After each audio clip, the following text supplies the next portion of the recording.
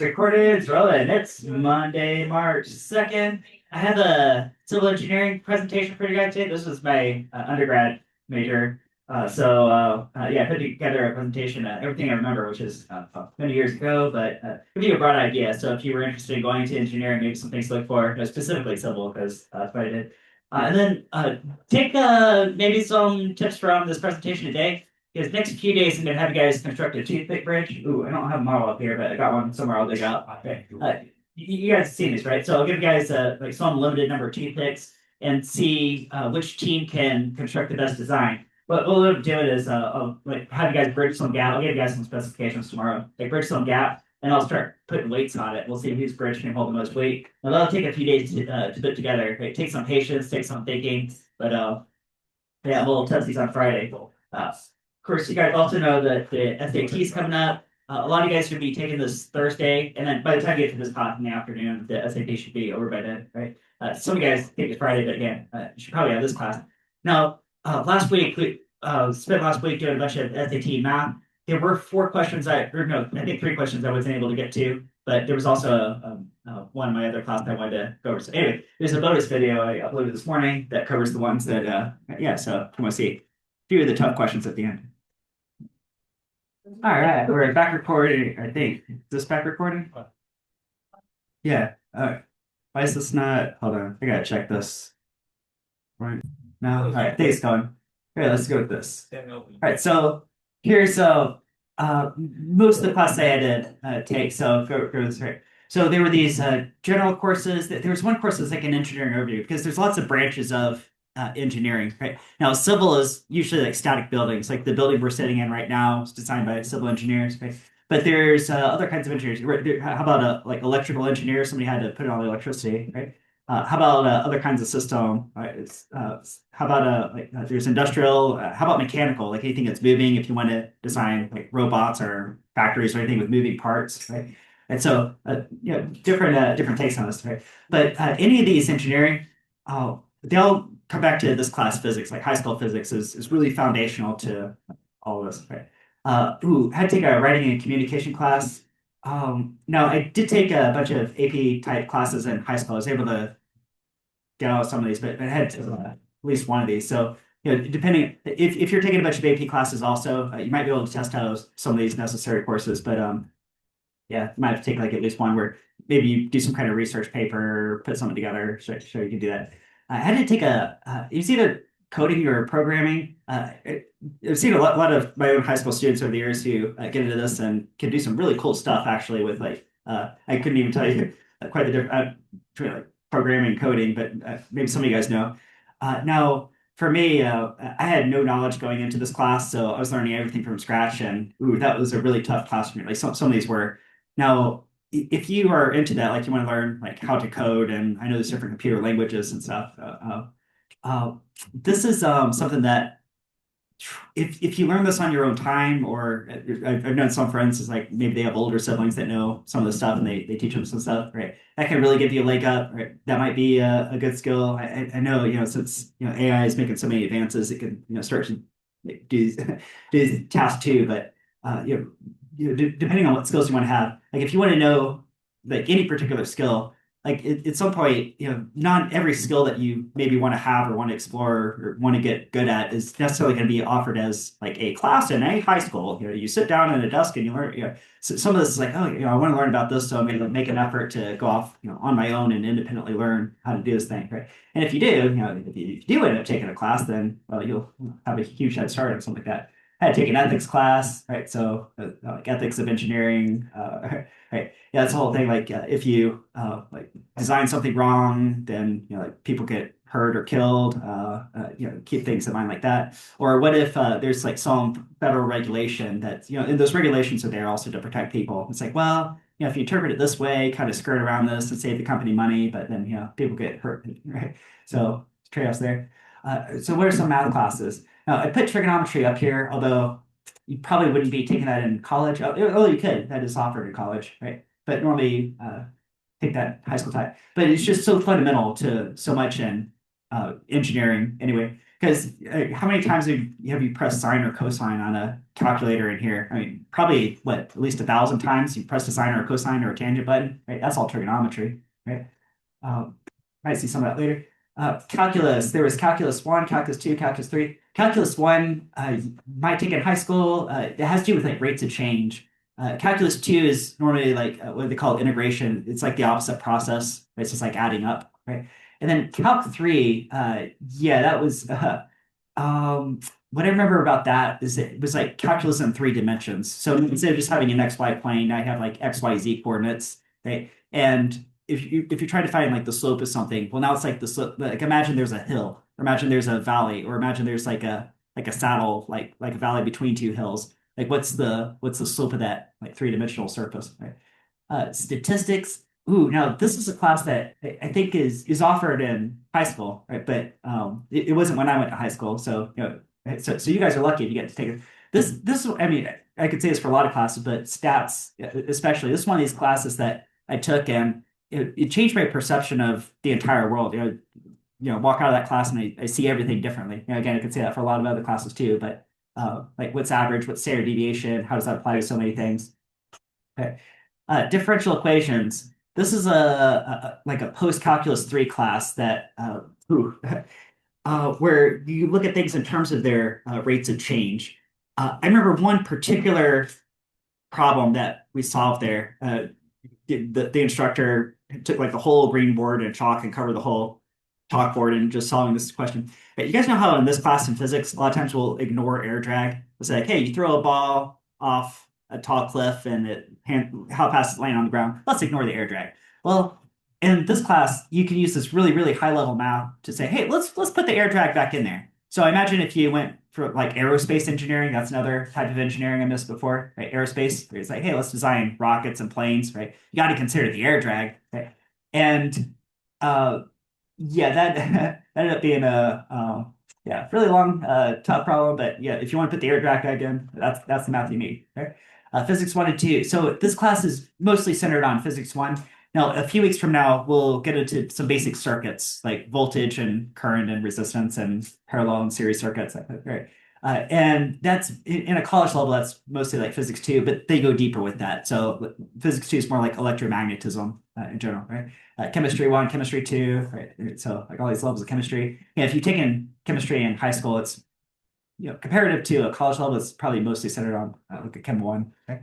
Right. And then here's a bunch of engineering specific classes that I remember, right? And I have slides for all these coming up too. So statics, like this building is a static structure, right? Dynamics is if you put something in motion. Oh, I remember my dynamics instructor. This goes back to the 2000s. He was working on self-driving cars, and yeah, I remember thinking at the time like, oh man, we'll have those by the 2020s. It's like it's almost there, right? But yeah, like physics in motion. We used to call this class physics on steroids. So, like, if you take the fundamentals of this class, you come up with like some really, really complicated puzzles. Hey, I've got a slide for this, so you see later. There's a whole class on just concrete, a whole class on just steel, right? What kinds of concrete, what kinds of steel, how strong could these be? What are like some specifications for how to build things, right? Thermodynamics, I think they call it thermo and heat transfer. There's a whole class, right? Like how does energy move, like in a thermal sense? How do things heat up, cool down, right? How efficient can an engine be? Uh, I have hydrodynamics here, but really this was two classes. Another one was called hydraulics, and those were two of the hardest classes I took. So you guys know, just a couple weeks ago, we were studying like Archimedes principle, Bernoulli principle, conservation of flow, all that, right? That is really just scratching the surface, like how deep you can go here. You can get into things like here. Have you guys ever like turn on the faucet and you watch the stream of water go down? And if you watch this, it's kind of like a circle where the water's flat and it kind of jumps up a few millimeters, goes around. Right. Next time you have a faucet with a really flat sink, look for something like that. It's called a hydraulic jump, and these can happen in the world too. Right. So, how do you predict when that's going to happen? uh, how do you what if you're pumping water, say like not across like the room, but what if, like across the whole state or across the country? What's the energy loss associated with that? Can you figure all that to the equation? Soil mechanics. So it's something that's easy to take for granted. Anything that's underneath the ground, it's out of sight, out of mind. But to like build this school that we're sitting in right now, before anybody built it, there had to be people analyzing the soil beneath, make sure it's not like like half sand on that side and half clay on that side, so that when it rains and weather and over time, and you have different types of soil expanding at different rates, it's going to like crack the school and the school falls apart. That'd be a huge waste of money. Great, we spent millions of dollars building a school. Now it's just going to crack and fall apart because nobody checked the soil underneath it. So every building that's built, we check the soil underneath to make sure it's not going to. Right? Hey, Leaning Tower of Pisa. Why is Leaning Tower lean? Well, because hundreds of years ago they weren't considering things like soil mechanics. Right? It was transportation engineering. Uh, so not just the design of roads and construction of roads, although that's part of it, right? But also how does traffic flow? If you open up a new lane of road, how does that make traffic flow easier or not? There are these sometimes some weird like seemingly like paradoxical situations. Like actually, if I close this particular road because of how the road network, how traffic flows, it can actually make the traffic flow better. I mean, that's a rare case, and it's not common, but it can happen. Right?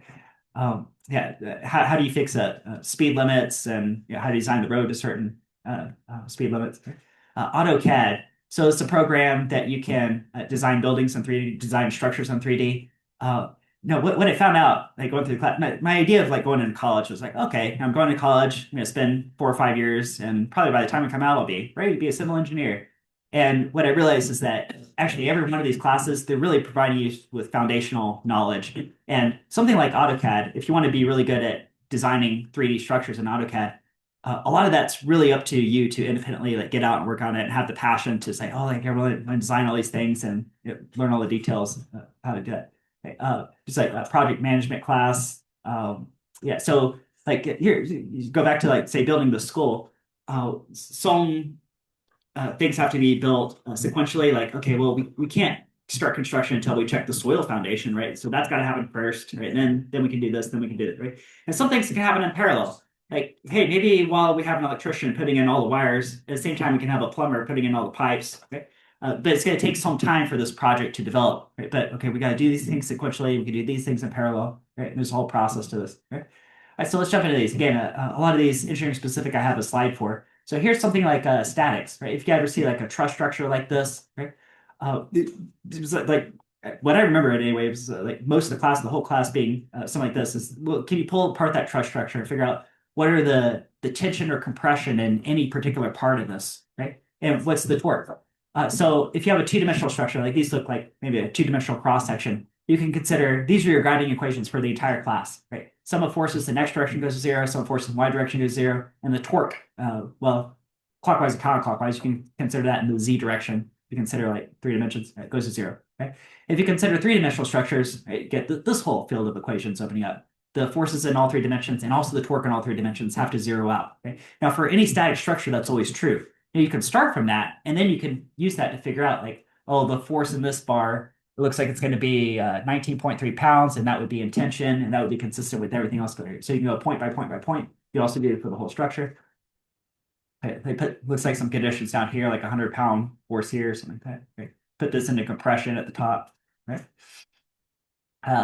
Yes, some of these slides are more fundamental, some are just fun tidbits of knowledge. Right? Like if I asked you guys, what's the strongest type structure you can create, or how would you think to create that? Right? You guys see this chain right here? You guys see this chain just hanging loose, right? So you just hold one end, hold the other end, and just let it naturally hang in Earth's gravity.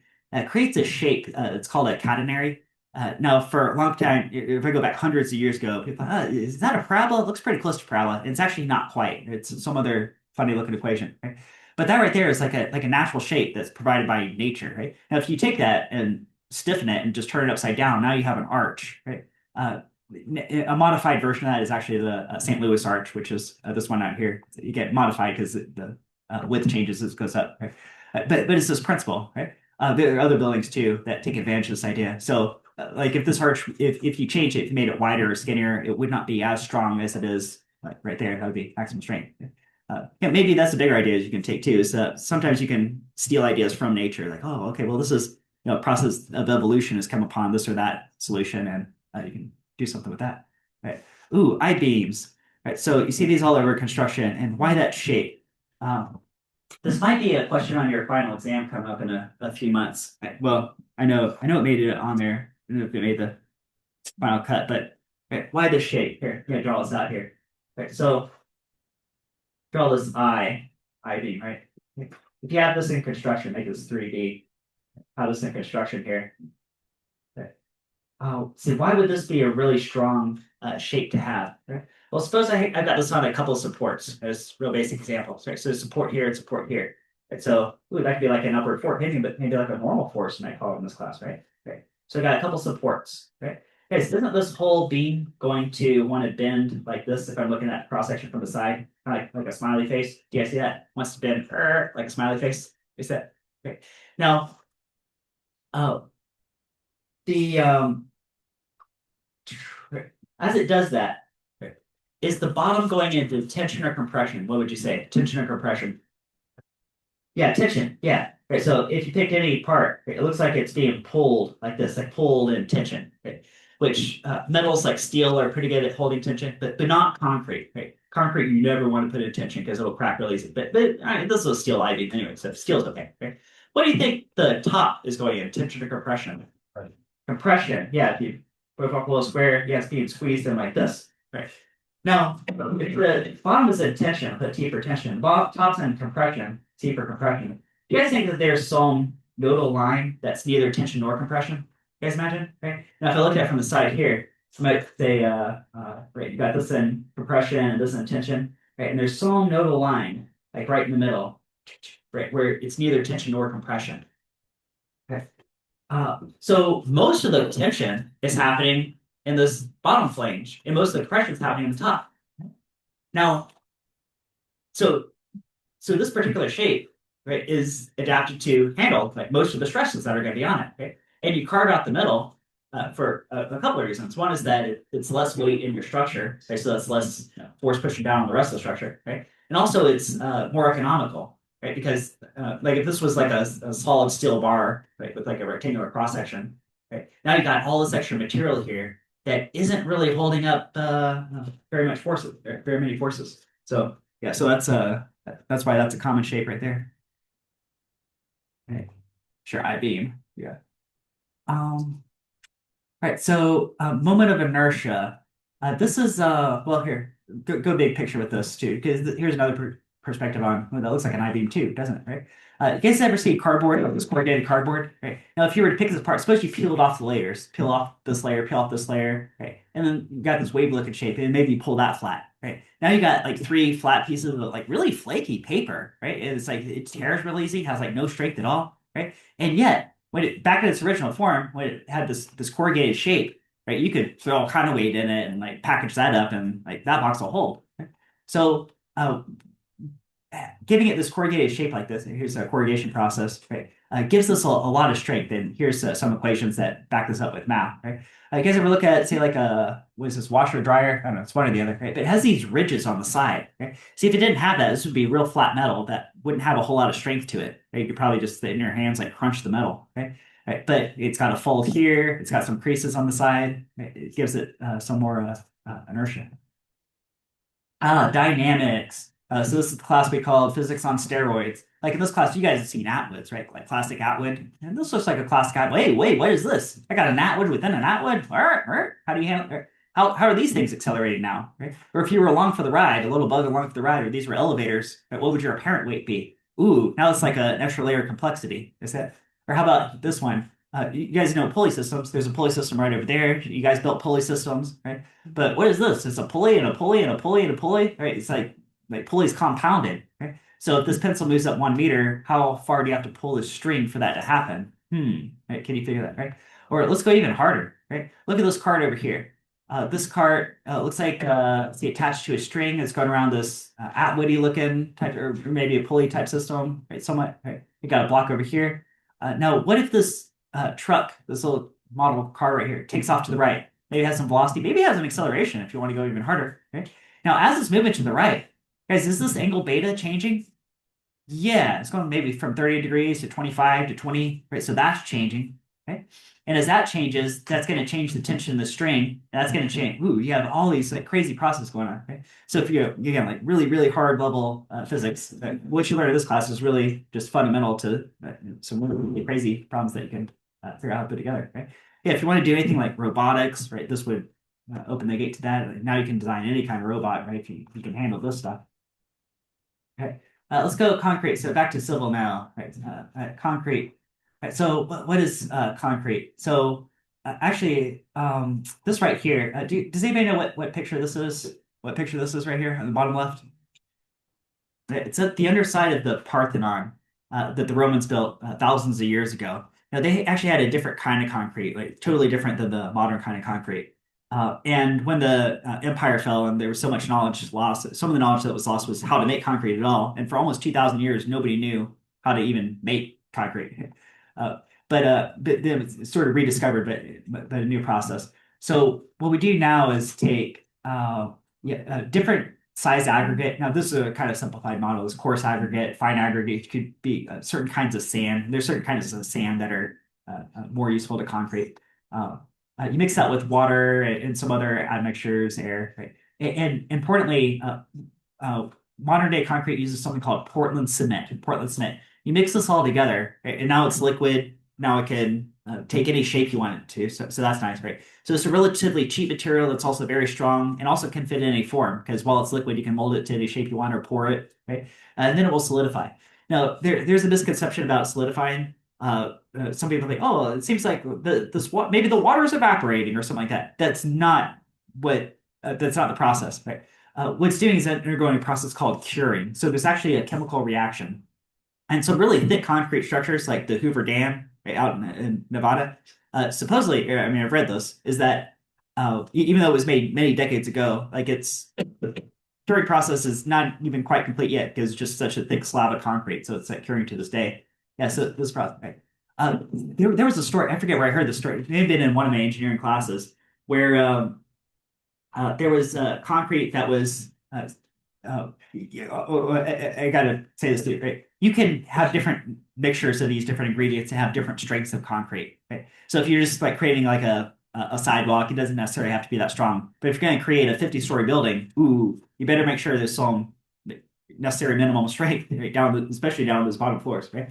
So someone's doing this construction process, and like, okay, we need concrete that can, this specified strength, right? And they took this out, started building these, really tall buildings, right?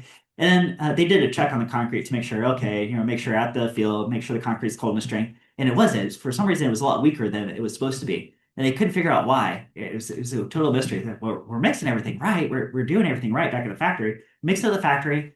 We cart off those trucks. Have you ever seen those trucks with like the big like wheels in the back and it's like turning like right? They're stirring up that liquid concrete and they take it to the site and they pour it like through a hose. Right? But for some reason the concrete was way weaker than it should have been. So finally, someone had the idea to follow one of those trucks and see what's going on between like where they make it at the factory and where we're supposed to pour it at the site. Right? And the truck driver, not knowing how concrete worked, or like these mechanics I'm telling you guys right now that it's this chemical reaction process, so you need exact ratios of these ingredients. Right?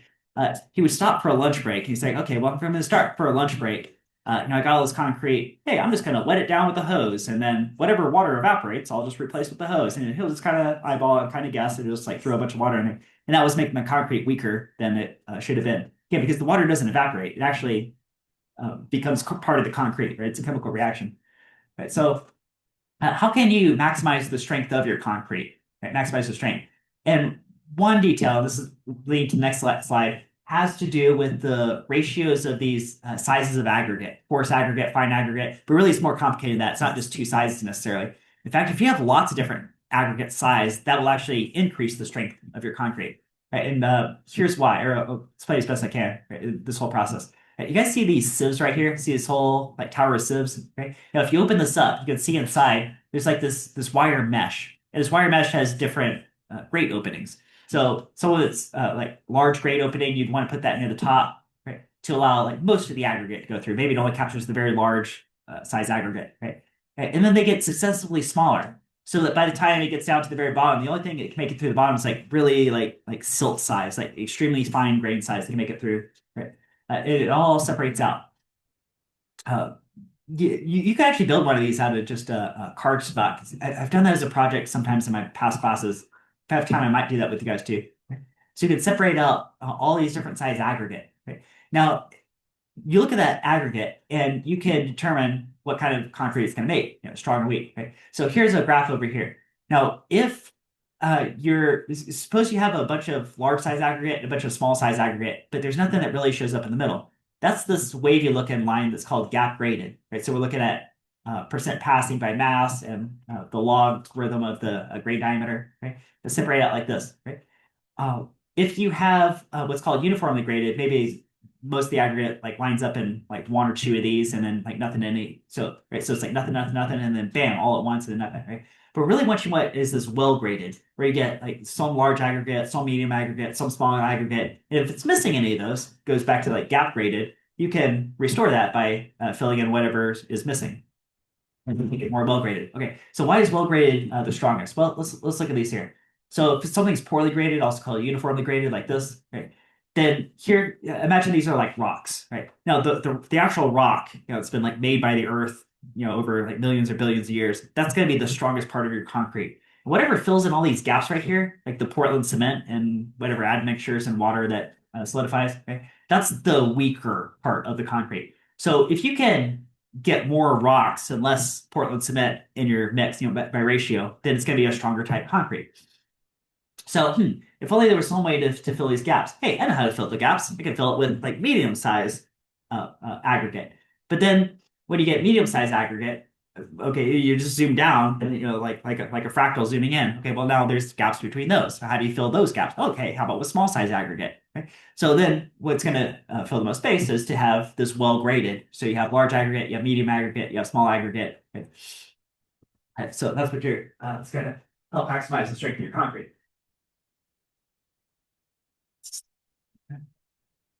All right. All right, here's a test you can do. Actually, I saved one of these from my concrete class way back in the day. Might bring this in if I remember to.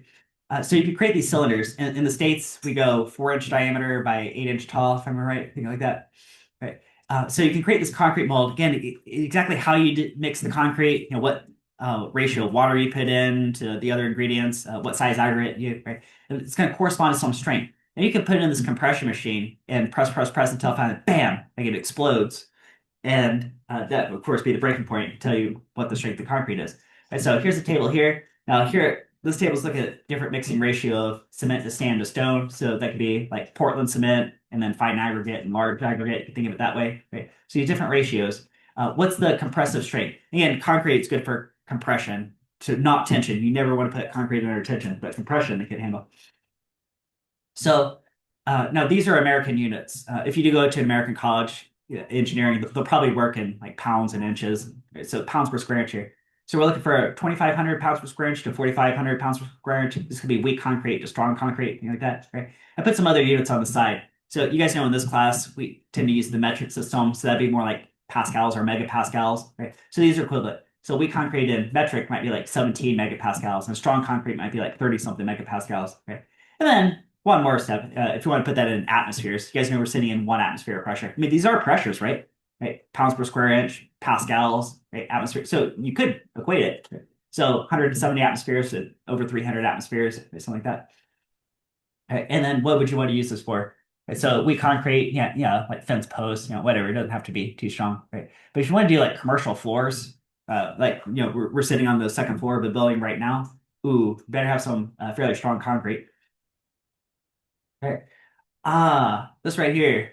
So stress and strain. Okay, if you do civil engineering in college, you're going to see this graph over and over in lots of classes, lots of contexts, right? So stress versus strain, it creates this curve. So what is stress? What is strain? So stress is basically pressure as applied to solids. So force per unit area. Again, you can quantify in pounds per square inch. You can quantify in pascals, megapascals, atmospheres, even if you want to. Right? Strain is the resulting percent change in length. So what's the change in length compared to the original length, right? Delta L over L. So it's some percent change, right? Might be like 1%, 2%, something like that, right? So the more stress you put on, the more strain is going to result. And for a while, that relationship is linear. You guys see it during this first part? Okay. So here's no stress, no strain. And then I put on some stress and I get some strain. Okay. Now that linear part is called the elastic zone. So if you put on stress, say up to here where my mouse cursor is, and then you take the stress off, it just goes back to its original shape. Right? Maybe you can do that sometimes. Right? But if you keep loading more and more stress, eventually you go past this yield strength. Now, if this is concrete, it actually breaks right here, and then the whole process is done. But if it's steel, then it might have this whole long process to go here. It might reach this ultimate strength. Now, if you took the stress off at this point, it would be permanently deformed, right? But maybe it could handle up to this much stress, right? And you keep stretching, stretching, stretching. Now here it is actually getting weaker. It's getting weaker as it stretches too much. And then finally, this would be the steel rupturing. So the steel is rupturing right here. And then again, the concrete would rupture probably right about back here. Something like that. It's a stress rate curve. Right? Yeah, concrete, this would apply only in compression. And steel, there might be a compression, but also a tension version of that for steel. One more detail. This elastic zone has some slope right here. You guys see this rise over run, the slope, right? And the slope depends on what material you're working with. And it's called Young's modulus. So Young's modulus is basically the slope of this graph. It says it right here. Young's modulus is the slope of the elastic zone. So there's a Young's modulus for concrete, there's a Young's modulus for steel, and we'll tell you what this trade-off is. Okay. Here's different steel bars. So again, Young's modulus is basically a material property. So if I look at that column, the number isn't really changing. It's in the low 200s, right, regardless of the size, right? But there's these different thicknesses and different corresponding yield stresses that it can handle. Okay. Now, why else would something expand other than just putting a stress on it? Right? Say, like if you put a force over some cross-sectional area and it elongates, right? Well, there's also thermal expansion. So if something heats up or cools down, now you especially want to consider this because if you build a building that's like out in the elements, then over the course of the year, different seasons come and go, the temperature is going to change. That's going to cause your structure to expand and contract. Right? I remember reading somewhere that you guys know like the U.S. Capitol building, like that dome can expand and contract between like a hot summer day and a cold winter night. I forget exactly. I think it was like more than a meter or something. Let me go back and check that, but I think it was something like that. Like the whole structure. Right? Right. And if there are different materials within your structure, then consider that they would be expanding at different rates. So if you have like copper next to steel, right, and one's expanding or contracting more than another, right, might be putting stress on different parts of your structure. Right? But here's just linear expansion. So I got the original length times this coefficient of thermal expansion, that's what alpha is, times the temperature difference that will tell you how much it will elongate. Right? It might not seem like much. Oh, okay, it's just a couple of millimeters, but again, it might be putting stress on other parts of your structure. Again, especially if it's different materials or different temperature changes. Right, here are different coefficients of thermal expansion for different materials. And really importantly, guys, look at these last two rows right here. You guys see steel and concrete? It says 11 times 10 to the negative 6 and 10 times 10 to the negative 6. Right? Now, really, these aren't necessarily exact numbers because there's different kind of steel you can create, different kind of concrete you can create. So it's really more like a window of values. So I might say like 10 to 12 for each of these, like between 10 and 12 times 10 to the negative 6 would take the place of that alpha. Right? Now, guys, it is like a complete miracle of the universe that steel and concrete basically have the same coefficient of thermal expansion. It's one of these like people largely don't know this, right? Because how are we sitting on a second floor right now, right? Like to go back to Roman days, like if I could scroll way back, right? I was saying that the Romans built this in the bottom left, right? This dome of this Pantheon. And so they knew how to work with concrete. They built lots of cool things with concrete, like aqueducts and domes, right? But you know what they never were able to figure out how to build with concrete was second floors and third floors, like multiple floors. Like the floor you're sitting on right now, they could not do that, even though they actually had better concrete, some people say, than we do nowadays. Right? So why is it that they could not build second floors, but we can? Okay? And it goes to here, go back here. Okay, let's look at a cross section of a floor. Okay. So if you look at the floor from the sides, like here's maybe you standing on the floor, sitting on your desk. Okay. Well, guys, if this floor, say we're sitting on the second floor, here's the first floor down here, and there's people beneath us. Right? Does this whole thing want to bend like this? Do you guys think this whole thing wants to bend like this, especially if there's a lot of weight on it? Right? Now, I told you guys, concrete is really good at handling wet, but really bad at handling wet. Compression and tension. Which one's which? Pretty good at handling compression, but I put tension. Yeah, it's really good at compression. Like you can build walls all day with concrete. The Romans could build walls all day with concrete. Right? So that's no issues. Right?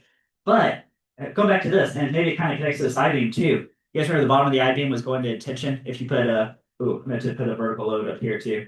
Okay. So we got two supports down here, and we got a vertical load at the top that would bend it like this, or bend like that.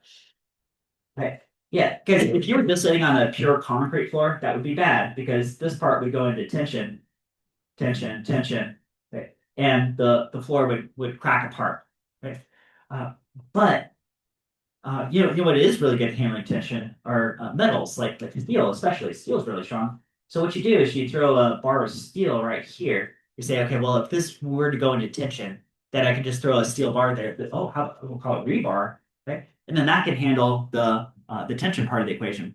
Now, this would this only works because now do you guys think well you guys are only ever in this building when the air conditioning's on, but a lot of times it isn't. A lot of times over the summer they turn it off. They're even custodians working here over the summer. They have to work in a non-air conditioned room. I don't know how that is actually legal, but somehow, right? But the temperature changes, right? So sometimes it's nice 70 degrees in here, and sometimes it's like 80, 90 degrees. Okay? So there are these different temperatures going on, and these materials are expanding and contracting as the temperature is changing.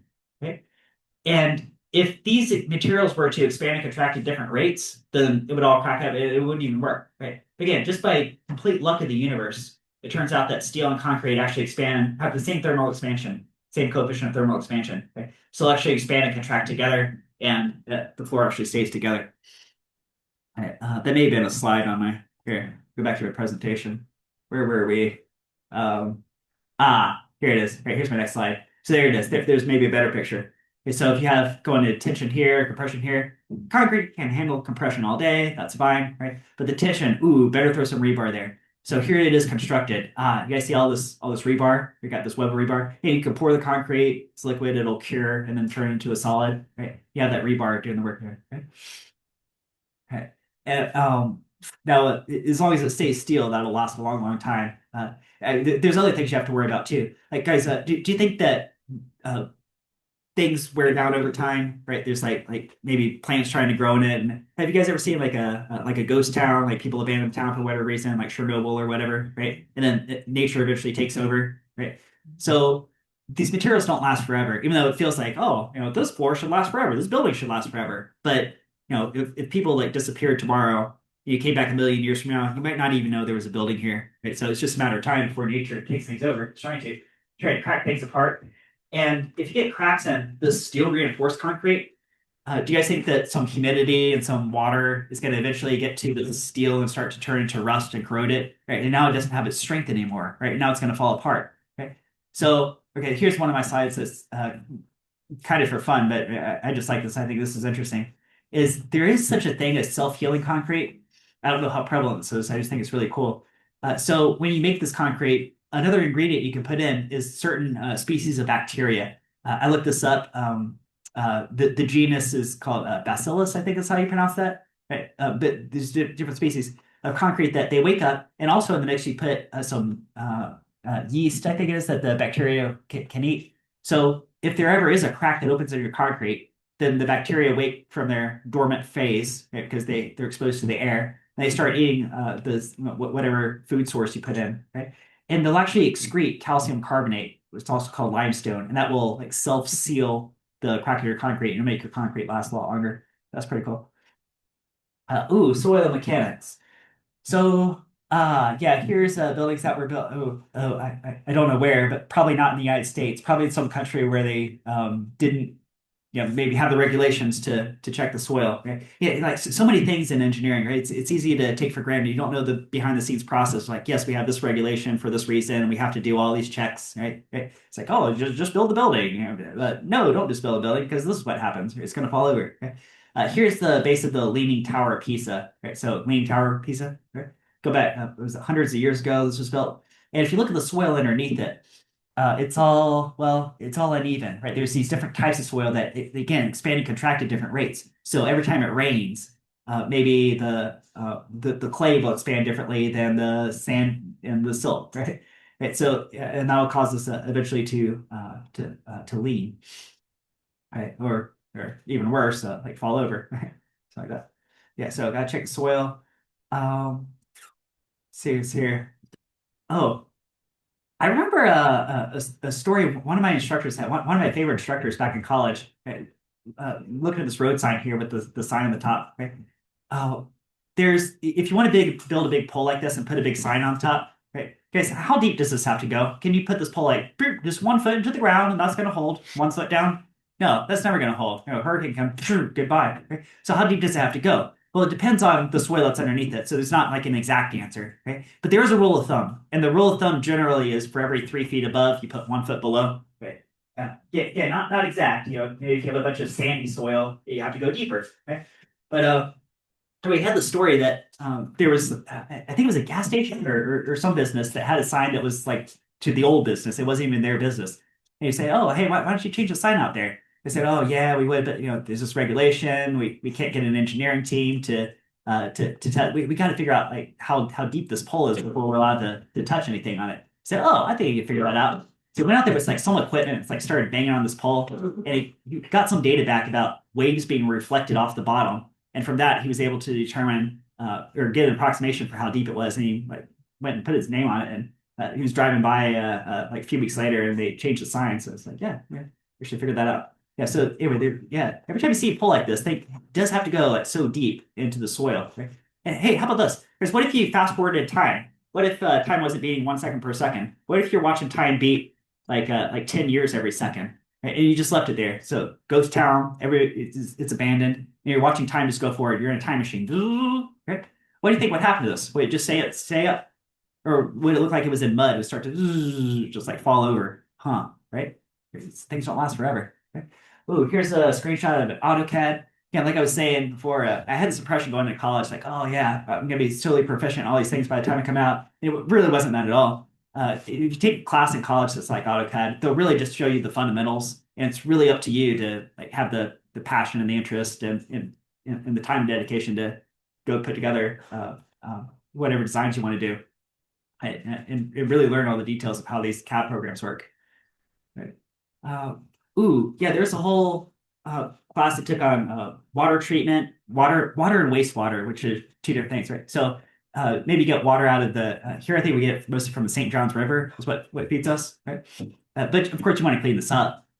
So there are regulations, specifications for like how clean does the water have to be before you can get it out of the tap. We're really lucky to live in a country where you can turn on the tap and you can drink the tap water and it's safe to drink, right? That's definitely not true everywhere in the world, right? If you travel someplace else in the world, maybe check on that. Like, oh, is it safe to drink tap water in this country? Because it might not be. But, and how do you clean this, right? So there's these different processes it'll go through. One thing I remember the instructor telling me is that every one of these processes is really unique to its own locality. So if you build a water treatment plant, say here in Brevard or like in a different county in a different state, right, the water is going to be different. So how you treat it has to be unique to that locality too, right? And you want, of course, these design principles to know like how these processes work, right, so that you can figure out how to solve whatever local issue to clean the water. Okay? Okay, then wastewater treatment, right? So what about the water that goes down the drain? Where does that go, or what do you do with that? Now, you don't want to just like dump that untreated like out to the world because that could cause ecological issues, right? Although like, some places do, again, if you're in a poor country, it might just like dump the wastewater somewhere. I remember saying that I think even this maybe it's really specific, but like the city of Miami would just like pump it out into the ocean, and that's what they would do with their wastewater. But typically, you want to treat this. So treat this before you put it back out to the world. And there's different ways to treat it, different things you can do with it. You might have like some organisms, like some bacteria, want to eat this and clean it up, right? Something like that.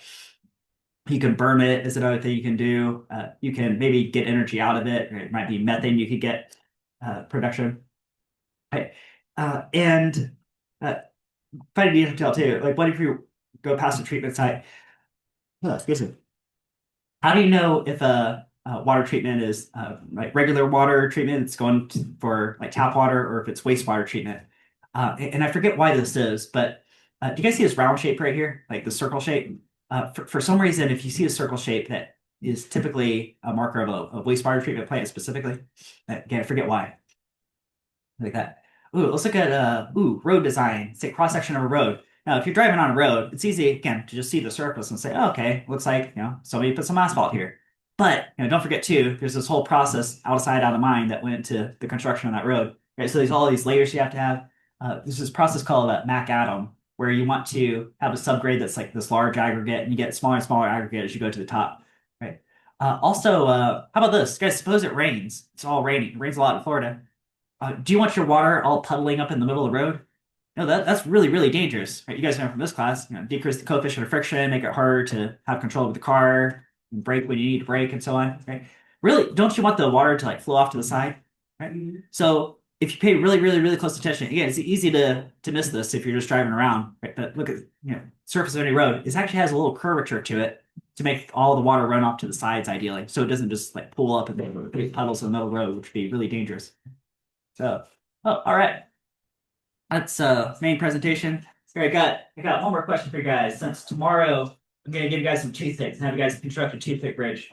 Okay, so you might construct something like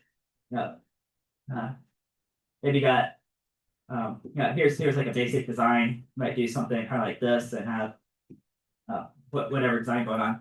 Toothpick bridge. Okay. So you can span some gap here, right? Span some gap. Okay.